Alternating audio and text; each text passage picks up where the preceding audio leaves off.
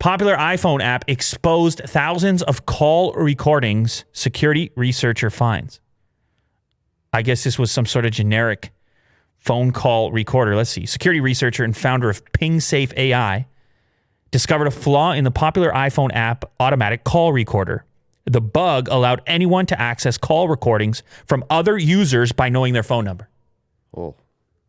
Ooh, that's a bit of a privacy. Heavy. It's a bit of a privacy moment. I don't know what you get into on your phone calls, Will.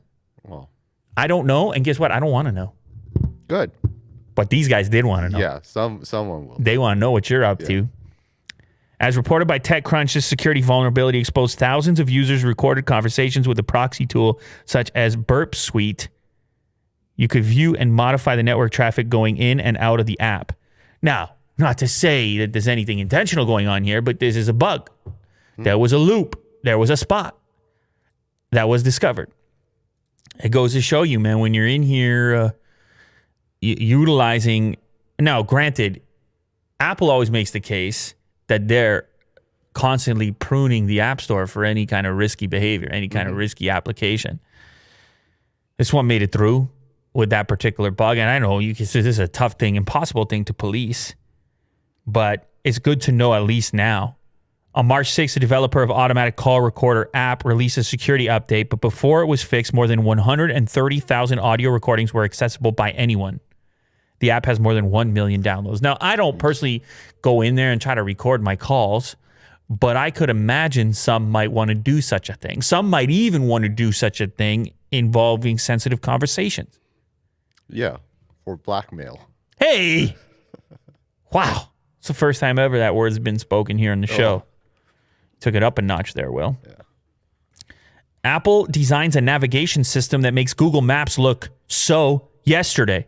This one comes via autoevolution.com. It's no longer a secret. Apple is working around the clock, next generation capabilities for Apple Maps. Well, this is one way to stick a boot right on the behind of Google. Yeah. I said a boot, not a foot, because a boot is more severe. Because this has been a thing. Steel-toed? Steel-toe boot. Yeah. You ever worn a steel-toe boot, Will? No. I actually had to think about that one, no. It's heavy. I'm sure One time I thought I was really cool. It's steel-toed. Here's what we used to do. I thought I was really cool. In high school, we actually had to wear a uniform when I was in high school. Okay. And they would say, oh, you got to wear a dress shoe. But if you were a cool kid, what you would do is be like, no. I'm allowed to wear a Timberland. Like, that's a dress shoe. Oh, yeah. You see what I mean? Because it's leather. That's a dress shoe.